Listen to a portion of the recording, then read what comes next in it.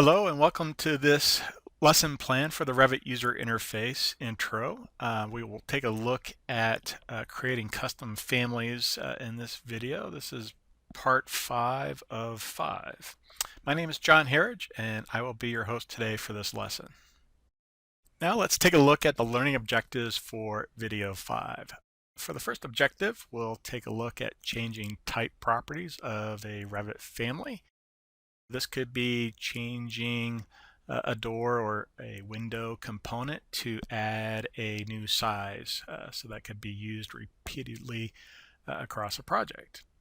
And in the second example, we'll take a look at creating an in-place family. Basically, it's a way of creating a component that's unique to this project and may not be used on another project. And we'll take a look at how you can use that for space planning purposes. With that, let's get started.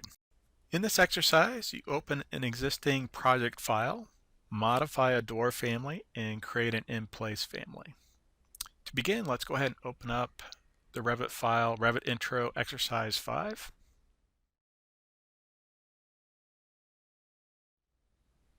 And you can see the residential project on screen. If you don't see the floor plan view, just make sure that level 1 floor plan is the active view. And then move your cursor back into the canvas window and go ahead and select the double door. And in the properties palette, you can actually confirm which size of double door it currently is. In this case, we're going to create a new one, so we choose Edit Type. And we want to add to the existing size catalog, so we do that through the Duplicate. So go ahead and choose Duplicate. And let's give it the name 48 inches by 80 inches.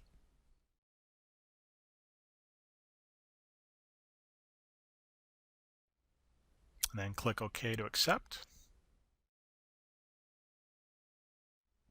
All right, so that just gives it a formal name. We have to update the dimensions to align with the formal name. So let's change the height to 6'8" and change the width to 4 feet. And then once you have that all confirmed, please go ahead and choose OK. All right, and now you'll see that door updated in the project environment. Please click Modify when through.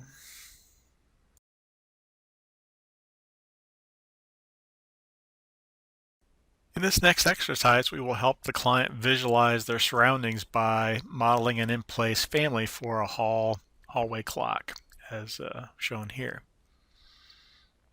This requires us to go to the Architecture tab, Build panel, and then selecting the Model in Place command from the Component pull-down menu.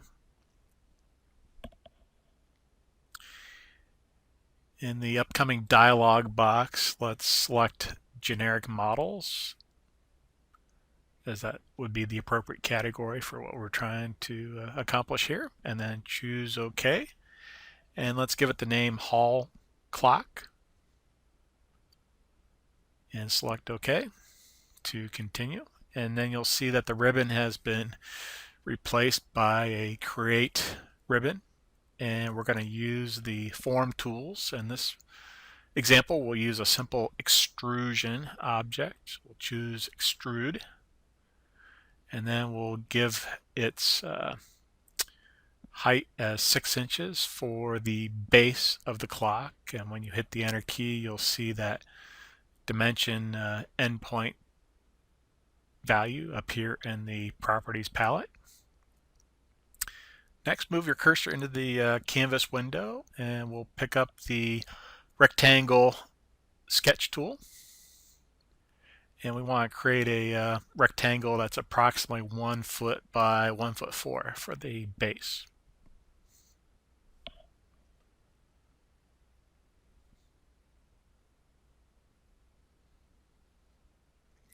Again, the dimensions aren't critical. The idea is to get a feel for creating in-place components. All right, after you've create the sketch, you do have to finish the sketch mode to actually have it generate the 3D form. But also notice that we are still in this in-place modeling mode. You can see that through the Create tab. And if we reopen that, you'll see that the form giving tools are still visible. We'll repeat the process again to create the main part of the clock. So click on extrusion and set the start point to 6 inches and the end point to 5'6".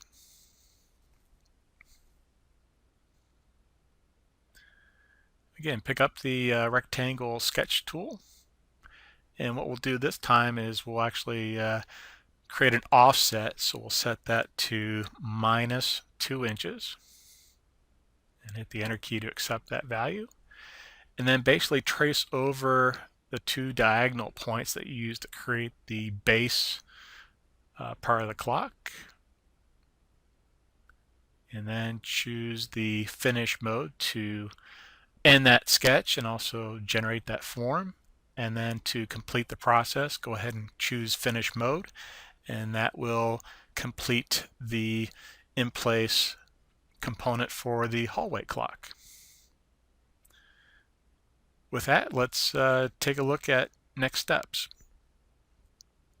If you would, please save the file as Revit Intro Exercise 5 finished.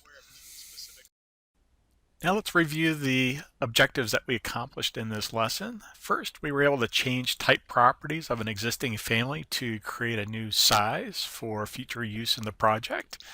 And then second, we were able to create a new in-place family as a placeholder for a hall clock to help a client visualize what the surroundings could look like inside this project. With that, let's take a look at Autodesk resources. I would like to make you aware of 2 specific Autodesk resources. The first one being the Autodesk Education Community, where you can access free software for both students and educators, and that can be located at www.students.autodesk.com. It does require registration, and you can use either your own personal email address or a school-issued email address. The second resource is the Autodesk Digital STEAM Workshop. It's hands-on, project-based learning across multiple industries such as architecture, engineering, gaming, and animation. And those resources are located at www.digitalsteam.autodesk.com. This concludes this exercise. Thank you very much for watching.